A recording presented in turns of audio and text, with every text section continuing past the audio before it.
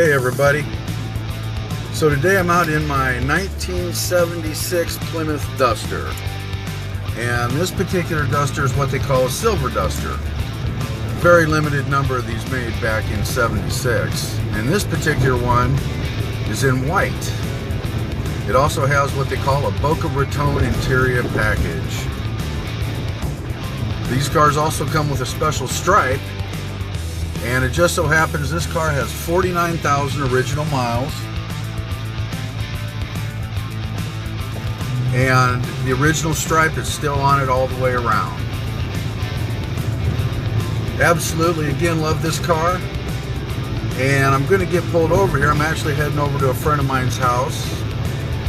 And I'll get pulled over and I'll get a chance to take you for a walk around and show you what this car is all about. Good old Mopar. Born and bred and raised on them I was. And actually my first car was a 1970 Plymouth Valiant Duster.